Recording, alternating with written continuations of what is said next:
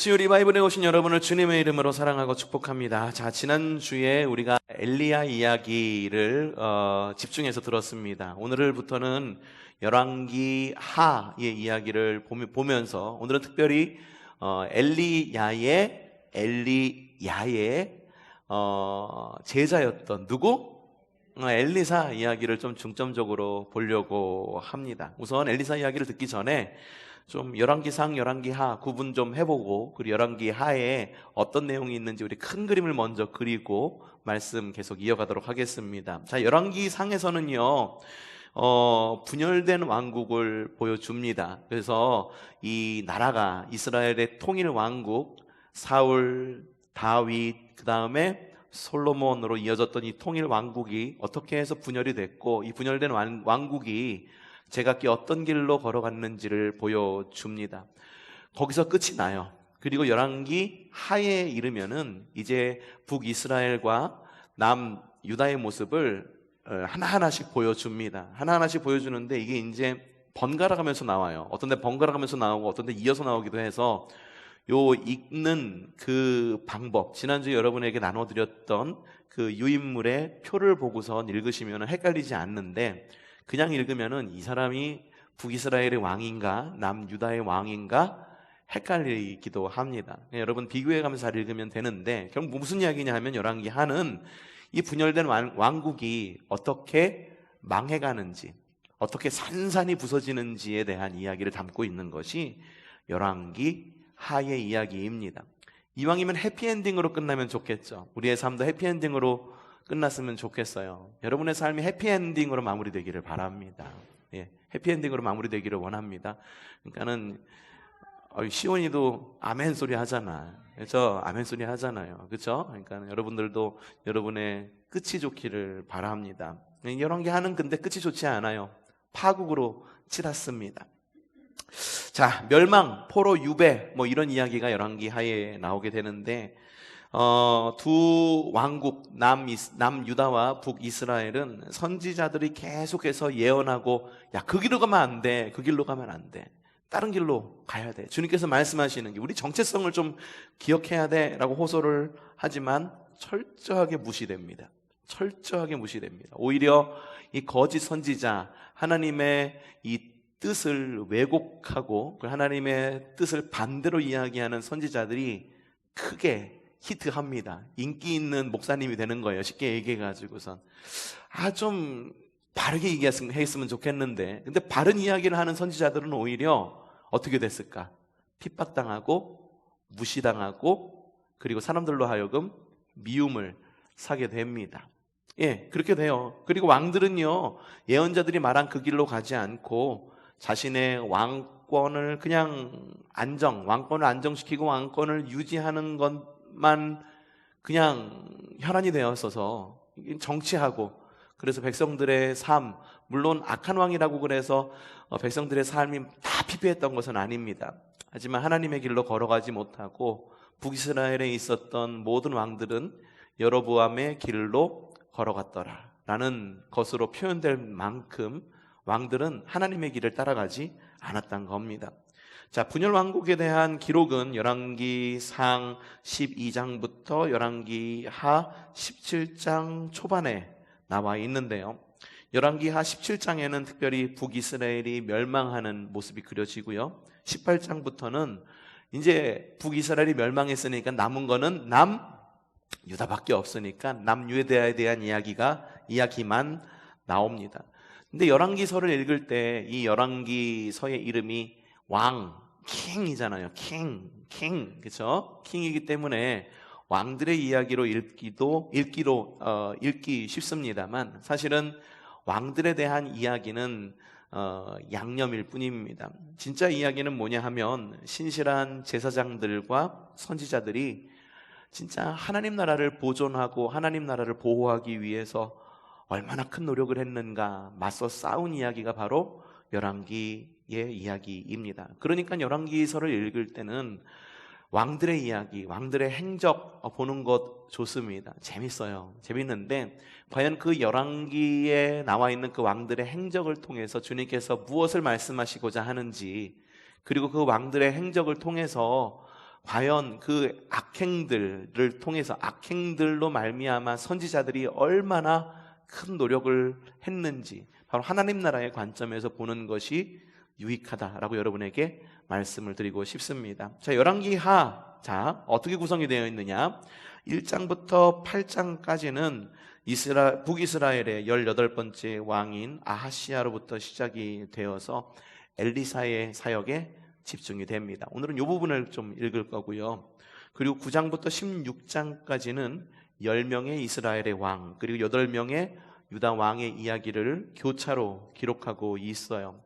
열왕들의 이야기, 많은 왕들의 이야기, 왜 이 왕들이 성공을 했고 이 왕들이 왜 실패했는지에 대한 기록이 적혀 있습니다. 그리고 17장 중반부터는 북이스라엘의 멸망 이야기, BC 722년에 아수르에 의해서 북이스라엘이 완전히 멸망을 당하게 되죠. 그리고 17장 후반부터 25장까지는 남유다만의 역사를 기록하고 있어요. 살아남으려고 엄청나게 발버둥칩니다. 북이스라엘이 망하는 것을 보고 남유다도 야, 이러면 안 되겠다, 살아남으려고 엄청나게 발버둥치는 남유다의 모습을 볼 수 있지만 남유다도 결국은 어디에 의해서?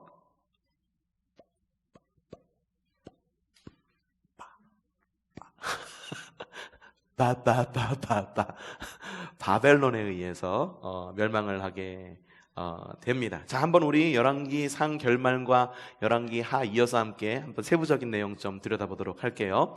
자, 열왕기 상의 결말은요, 아합 왕이 죽음을 맞이하는 것으로 열왕기 상이 결말을 맺게 됩니다. 아합 왕은 북이스라엘 왕 중에서 악한 왕들 가운데 최고의 탑을 찍은 왕이에요. 아합 왕의 와이프는 이세벨. 이세벨은 자신이 살던 두로였죠. 두로 시돈 이쪽 사람이었었는데 자신이 그 믿었던 우상들을 갖고 북이스라엘로 시집을 옵니다. 그게 뭐였을까요? 바알신을 들여옵니다. 그러면은 외부에서 들여온 비그리스도인, 외부에서 들어온 새 가족, 외부에서 들어온 우리의 가족들, 친척들 어떻게 대했어야 됐을까? 좀 그리스도인의 마음으로 혹은 하나님의 백성의 마음으로 잘 품어주고 주님의 길로 잘 따를 수 있도록 이끌어주면 좋죠. 근데 이 아합 왕도 대부분의 지금의 우리의 그렇게 비그리스도인과 결혼한 우리의 청년들이나 혹은 뭐 여선교회나 이런 사람들처럼 와이프의 말을 따라갑니다. 참 이상해. 그리스도인과 비그리스도인이 결혼하잖아요.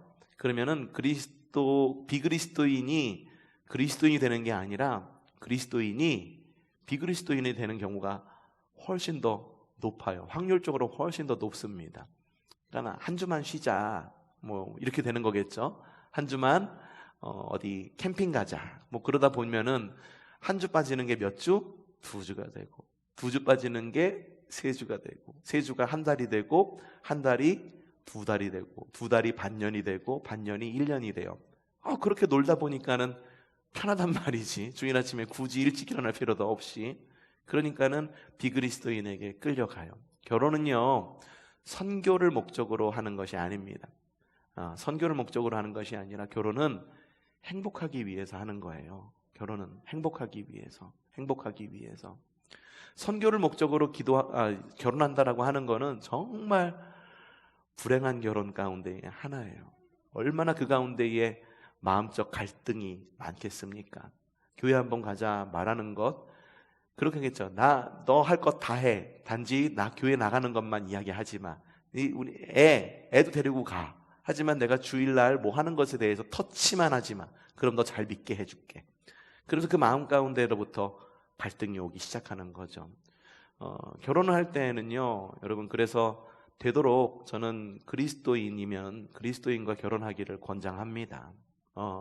결국은 내가 비그리스도인이 되거나 아니면은 시류에 휩쓸려서 비그리스도인이 되거나 아니면은 이 가치관이 달라가지고 이 안에서 겪는 어려움들이 생각 외로 큽니다.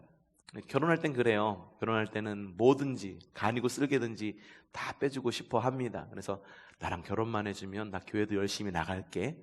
그리고 인사하러 와서도 그렇죠.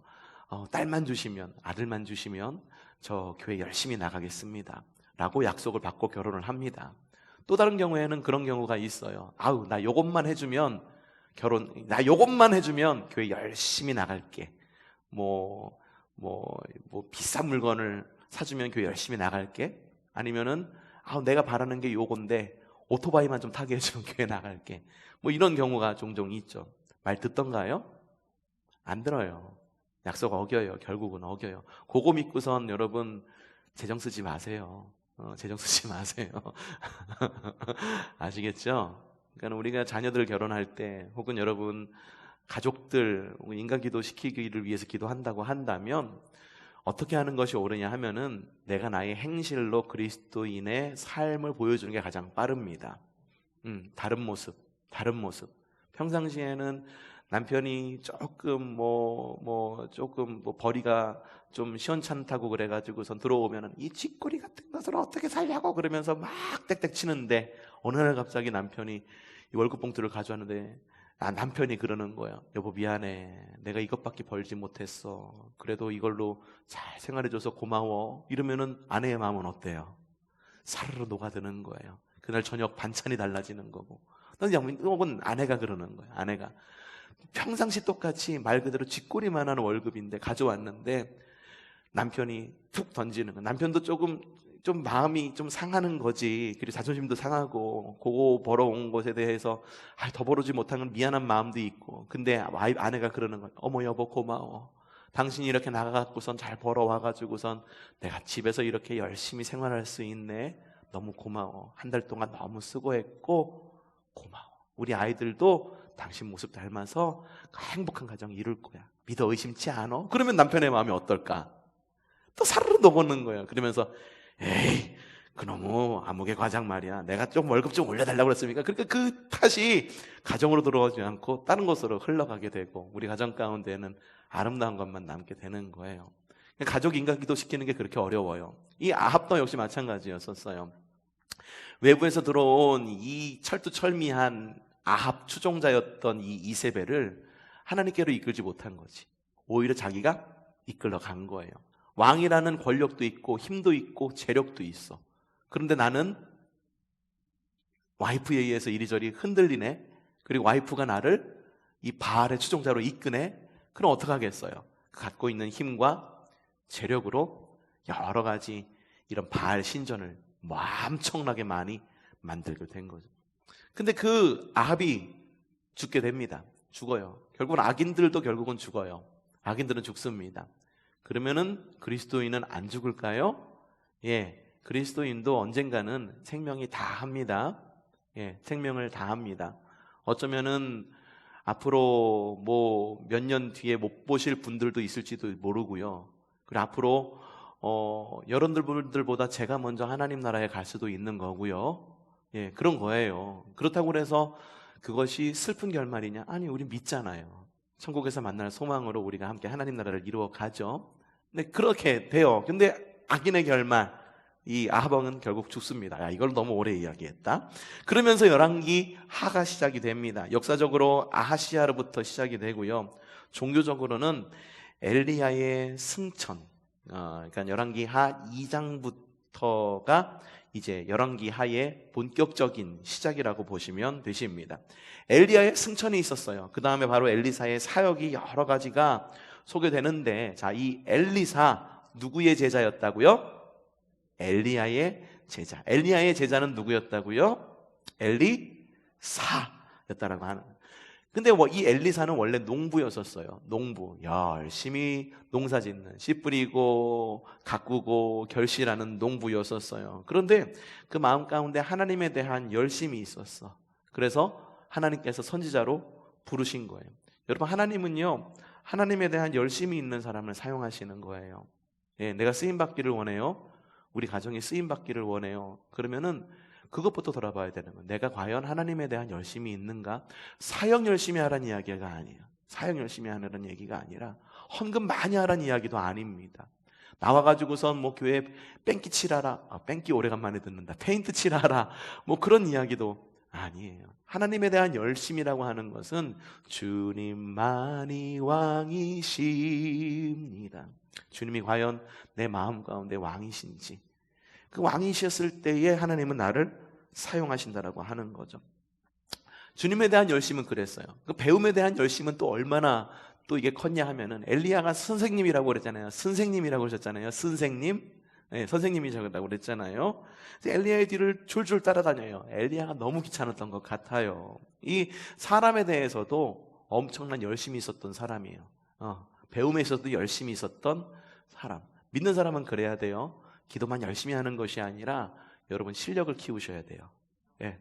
기도만 열심히 하는 것이 아니라 실력을 키우셔야 돼요. 그래서 사회적으로도 높은 위치에 가실 줄 알아야 돼요. 그리고 돈도 많이 버십시오. 그래서 그것을 하나님 나라를 위해서 사용하십시오. 권력 잡을 수 있으면 잡으십시오. 그래서 그것을 하나님 나라를 위해서 사용하세요. 실력 있는 그리스도인이 계속 나와야 돼요. 계속 나와야 돼요. 사회를 위해 변화시킬 그런 힘쓰는 그리스도인이 계속 나와야 돼요. 엘리사가 그런 노력도 있었어요. 그러니까 엘리야가 너무 귀찮았던 거지. 그러니까는 엘리야가 이렇게 이야기를 합니다. 자, 열왕기하 2장 9절 말씀 함께 볼까요? 시작. 요단강 맞은 쪽에 이르러, 주님께서 나를 데려가시기 전에 내가 너에게 어떻게 해주기를 바라느냐. 이게 이제 주님께서 나를 데려가실 거야. 내가 너에게 뭐를 물려줄까? 이런 언어는 아니었을 거라는 생각이, 제가 신학적인 이 상상력을 발휘해서 생각을 해보니까, 야, 이제 나 주님한테 갈 거니까 그만 좀 졸졸 따라다녀. 내가 도대체 너한테 뭘 해주길 바라니? 야, 엘리사, 내가 너를 위해서 뭘 해주길 바래? 그만 좀 졸졸 따라다녀. 나 이제 갈 거라니까. 엘리사가 이야기를 합니다. 자, 엘리사는 시작. 엘리사는 엘리야에게 스승님이 가지고 계신 능력을 제가 갑절로 받기를 원합니다. 야, 이런 욕심이 어디 있습니까? 스승보다 나은 제자가 되고 싶다라고 하는 거예요. 스승보다 나은 제자가 되고 싶다라고 하는 거예요. 여러분, 목사보다 나은 성도가 되세요. 예? 그리고 목사보다 나은 장로가 되십시오. 그리고 권사님들은 장로보다 나은 권사님이 되세요. 네? 집사님들은 권사보다 나은 집사님이 되십시오. 성도들은 최소한 직분 가진 사람들보다 나은 성도가 되시기를 바랍니다. 그렇다고 그래서 점점 열심히 떨어지라는 이야기는 아니에요. 그런 이야기는 아니에요. 이게 평신도 때는 너무 열심히, 그냥 성도 때는 열심히 일하다가 이게 직분을 받으면서 점점 열심을 잃어가시는 분들이 종종 있어. 우리 교회는 직분을 가지신 분들이 너무 열심히 일을 해서 탈인데, 다른 교회들은 직분을 가질수록 너무 열심히 일을 안 해. 고개만 빳빳이 들고선 내가 이러면서 그러고 다니는 분들이 종종 있는데, 그러면 안 된다라고 하는 거예요. 근데 엘리사가 어떻게 되기를 원했냐면은 스승보다 나은, 스승보다 실력 있는 선지자가 되기를 원한 거예요. 그래서 스승님이 가지고 있는 능력을 몇 배? 갑절이 뭐예요? 몇 배? 몇 배? 2배. 갑절 2배 이상 받기를 원합니다. 엘리사가 그렇게 믿음으로 고백해요. 여러분도 영적 은사와 영적 사랑의 은사 많이 받기를 원하시죠? 네, 얼마나 받기를 원하세요? 갑절로. 정답. 그래요. 갑절로 받으시기를 바랍니다. 누구보다? 옆집에 있는 아무개, 비그리스도인 아무개보다? 아니. 엘리사보다? 그래, 엘리사보다 갑절. 그러면은 몇 배야? 엘리야보다 몇 배야? 엘리야의 갑절이 엘리사였고 엘리사의 갑절이 여러분이니까는 최소한 몇 배? 4배. 4배의 은사를 받기를 원하십니다. 이런 은사를 사모하십시오. 은사를 사모하세요. 은사를 사모하라고 하는 거는 내가 막 방언하는 거, 영적으로 막 치유의 능력이 말하고, 내가 막 기도하니까는 막 병든 사람이 벌떡벌떡 일어나고, 이걸 말하는 게 아니에요. 은사는 다 달라요. 은사는 다 달라요. 어떤 사람은 사랑의 은사가 있습니다. 어떤 사람은 정말 기도하면은 낫는 그런 치유의 은사를 가지고 있는 분들이 있어요. 그리고 어떤 분들은 막 주님께서 말씀하시는 어떤 그런 것들을 분별해서 들을 수 있는 분별의 은사가 분명히 있습니다. 근데 여러분이 가지고 있는 은사는 똑같지가 않으니까 여러분들이 가지고 있는 고유의 은사를 개발할 줄 알아야 돼요. 그리고 그 은사가 자라나기를 기도하시기를 바랍니다. 그 엘리사가 갑절의 은사를 바랬어요. 그러다 보니까는 정말 엘리사가 갑절 이상의 은사를 받게 됩니다. 성경에 많은 기적들이 나오죠. 그렇죠? 그 가운데에 가장 많은 기적을 일으킨 사람이 누구였을까? 구약과 신약을 통틀어서 가장 많은 기적을 일으킨 사람 누구였을까? 아이고, 아니, 너무 뻔한 대답이잖아요. 가장 많은 가장 많은 기적을, 이적을 일으킨 사람? 예수님이잖아요. 예수님. 아니, 왜 그렇게 쉬운 대답도 이렇게 이상하죠? 이상해. 뭘 물어보면은 대답하기가 참 까다로운 것 같지만 또 답 들어보면은 쉬워. 근데 예수님 다음으로 이적을 많이 일으킨 사람이 누굴까? 그게 바로 엘리사입니다. 그래서 엘리사 이야기를 읽다 보면은 엘리사가 일으킨 초자연적인 그런 일들이 굉장히 많이 등장하는 것을 볼 수가 있어요. 자, 어떤 이야기가 나오는지 한번 봅시다. 열왕기하 12장부터 13장까지 대표적인 사건들을 좀 짚어볼 건데, 여러분들이 가지고 있는 페이퍼에 총 7가지의 저희가 나와 있죠. 그 이적들이 나와 있죠. 근데 그것보다 더 많아요. 다른 것들도 나와 있는데 사이드의 이야기가 이런 것들이 있다라는 것도 말해가면서 여러분에게 알려드리도록 하겠습니다. 첫 번째, 열왕기하 2장 14절에 어떤 이야기가 나왔냐면은 요단강에서 물을 가르는 어떤 그런 엘리사의 모습을 볼 수가 있어요. 엘리야가 승천했어요. 비록 자기는 이런 은사를 받았는지 안 받았는지 그런 확신도 없는 상태에서 분명히 엘리사가 갑절의 은사를 받기를 원합니다. 갑절의 영성을 받기를 원합니다 말했었을 때 분명히 하나님은 그 즉시 갑절의 은사를 주셨을 거예요. 근데 그 은사를 갖다가 내가 확인해 본 건 아니잖아요. 그렇죠? 그 상태에서 엘리야가 바람과 함께 하늘로 승천을 하게 됩니다. 승천을 하니까 엘리사의 마음에 남은 것이 뭐냐 하면은 공허함. 그리고 스승이 하늘로 갔다라고. 그리고 나는 이제 스승이 없는 사람이다라고 하는 그런 허망한 그런 마음이 남아 있을 거예요. 슬픔의 마음이 있었던 거죠. 그래서 엘리야의 남겨진 겉옷을 가지고 스승님 어디 계십니까? 스승님 제발 날 두고 떠나가지 마세요. 그러면서 스승님의 옷으로 요단강 문을 쫙 하고 내리쳤어요. 그 어떻게 됐냐 하니까는 요단강이 다시 한번 쫙 하니 갈라지는 이런 일들이 이루어졌습니다. 그리고 두 번째 이야기, 여러분들이 성경에 가지고 있는 게 베들의 악한 아이들을 심판하는 것. 대머리여 올라가라, 대머리여 올라가라, 노래로 막 이런 식으로 했겠죠. 이건 세상의 대머리에 대한 모욕이야. 이거는 그래서 모욕인데, 이 사건 이전에 어떤 사건이 일어났냐 하면은 엘리사가 갈라진 그 요단강을 뚫고 여리고라고 하는 지역에 들어갑니다. 여리고 아시죠? 뭐로 유명합니까? 예, 그걸로 유명해요. 여러분이 생각하는 바로 그걸로 유명합니다. 근데 여리고에 갔는데 여리고 사람들이 엘리사 선지자를 보고 그러는 거예요. 여리고에 물이 너무 안 좋아요.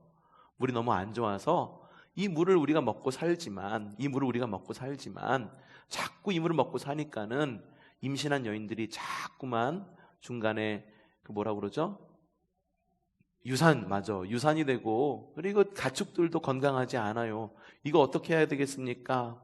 그래서 이 엘리사 선지자가 이 물을 갖다가 완전히 수지를 바꾸는 그런 기적이 한 군데 나옵니다. 아마 그 물이 석회질이었을 거예요. 석회질. 왜냐면은 그 이스라엘 나라 자체가 그 산 위에 세워진 땅이 예루살렘이었잖아요. 그 산이 바위산이었는데 그게 석회암이었던 거예요. 그래서 아마 그 근처에 있는 많은 물들이 석회질이지 않을까 싶어요. 이 석회질의 물은요, 몸에 자꾸 담석을 만들고, 그리고 몸에 돌을 만들고, 그리고 사람을 병들게 합니다.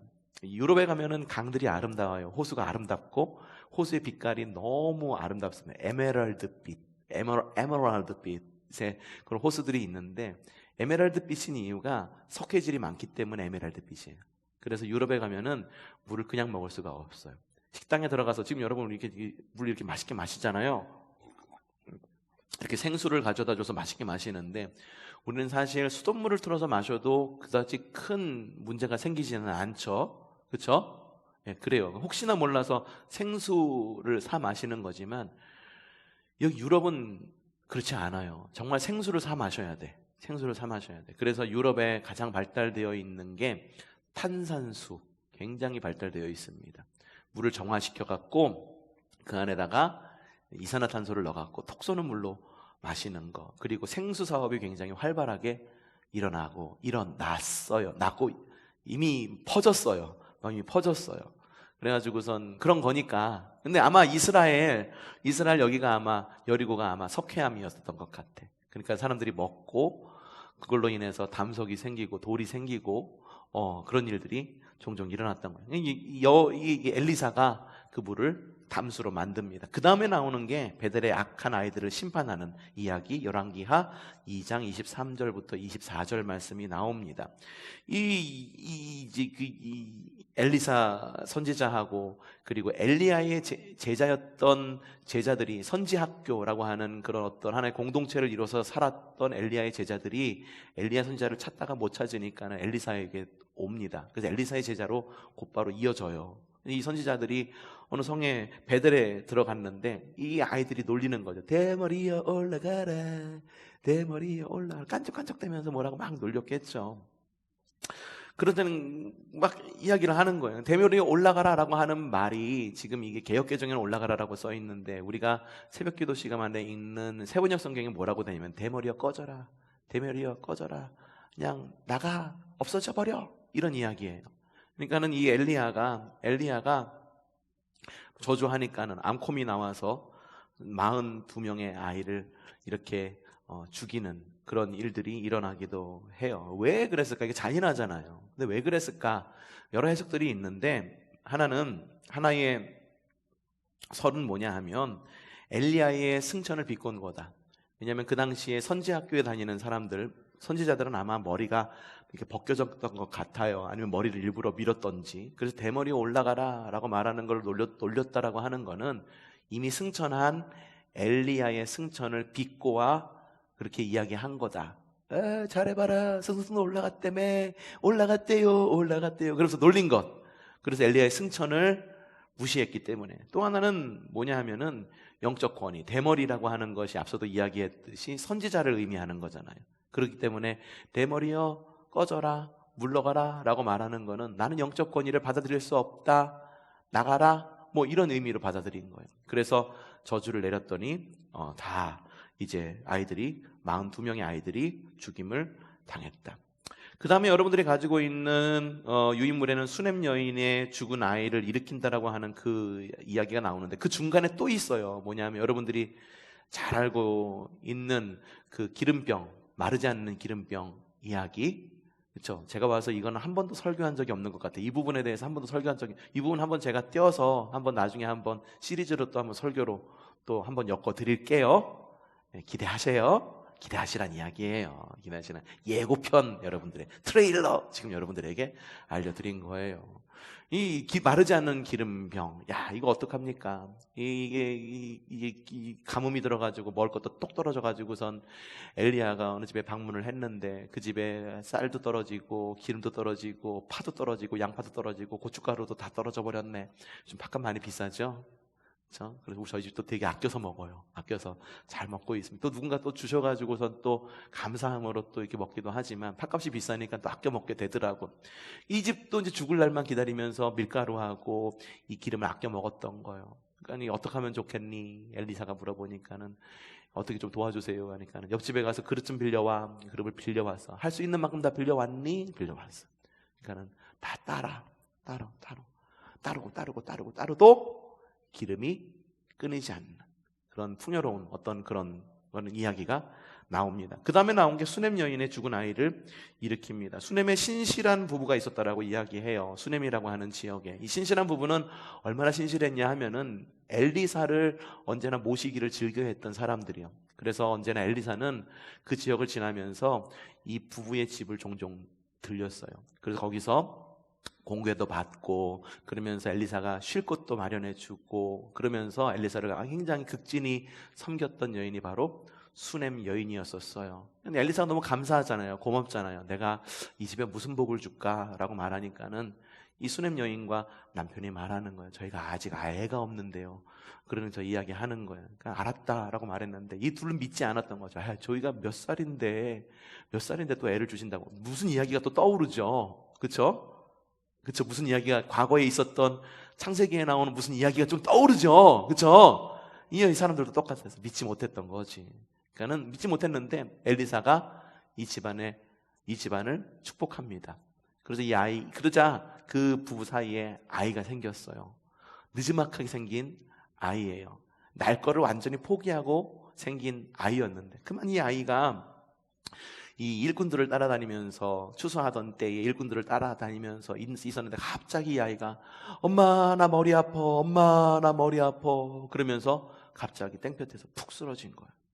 그러고 나서 어디가 아파 하고선 끌어안고선 집에다 데려왔는데 이 아이는 이미 죽음을 맞이하게 된 거죠.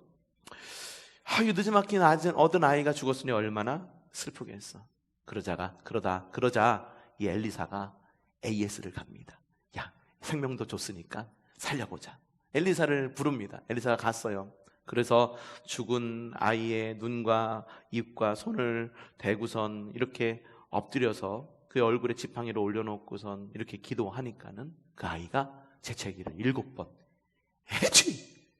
에치 곱하기 7 해가지고선 그 자리에서 살아나는 그런 기적의 이야기가 나옵니다. 여러분이 가지고 있는 것 네 번째 기적, 나만 장군이 나병을 고친 이야기, 그 사이에 또 기적이 또 있어요. 이게 뭐냐면은 오병이어 기적과 비슷한 이야기예요. 사람들이 많았는데 먹을 게 없는 거예요. 그러니까 엘리사가 기도하니까는 거기에 있는 사람들이 다 먹은 어떤 그런 이야기. 뭔가 성경에서 나온 이야기들과 많이 매치가 되죠. 그렇죠? 왜 그랬을까 곰곰이 생각해 보니까 과거에 있었던 이런 선지자들 혹은 어떤 그런 메시아의 모습, 구원을 이끌었던 그 메시아의 모습들이 신약에 가서 성취되는 모습으로 보여지는 것이 아닌가. 진정한 메시아로 오신 예수님의 모습, 그 모습, 성취된 모습. 그래서 사람들이 그러잖아요. 그 가이사랴 빌립보 지방에 이르러서 제자들에게 예수님이 묻습니다. 사람들이 나를 뭐라고 말하느냐? 라고 말했을 때 뭐라고 말해요? 더러는 엘리야, 선지자 중에 한 사람, 이렇게 얘기했는데 베드로가 뭐라고 그럽니까? 주는 그리스도시여 살아계신 하나님의 아들입니다라고 이야기를 하잖아요. 사람들이 엘리야를 먼저 떠올렸고 선지자를 먼저 떠올렸어. 그 이유가 뭐냐면 역사 가운데에 그들을 이끌었던, 옳은 길로 이끌었던 메시아와 같은 존재.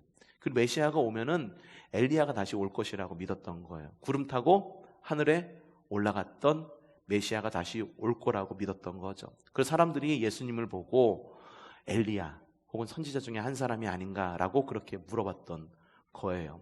그래서 주님께서 이끌어 주신 어떤 그런 주님께서 예수님이 신약 성경에서 이루셨던 그런 많은 이런 기적들을 보면은 과거에 있었던 기적들, 과거에 있었던 말씀, 시편의 말씀들을 갖다가 굉장히 많이 끌어와서 말씀하시고 그리고 그런 기적들을 다시 리바이벌 합니다. 다시 살게 하고 다시 일으킵니다. 리마인드 시킵니다.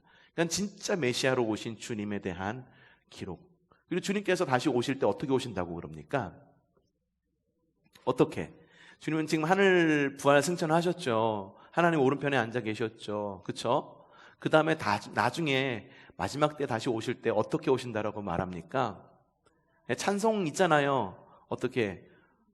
하늘에서 구름 타고 다시 오실. 천사들이 나팔 불 때 마치 엘리야가 다시 그들에게 올 것을 소망하는 메시아적 소망을 갖고 있는 모습으로 예수님의 모습을 그렇게 그리고 있는 것을 볼 수가 있어요. 과거에 있는 것, 차용한 것, 그것이라기보다도 진짜 메시아가 우리 가운데에 진짜 다시 오실 것이다라고 하는 초대교회 성도들의 신앙 고백, 그리고 진짜 주님이십니다라고 하는 신앙 고백이 거기에 담겨 있는 거예요.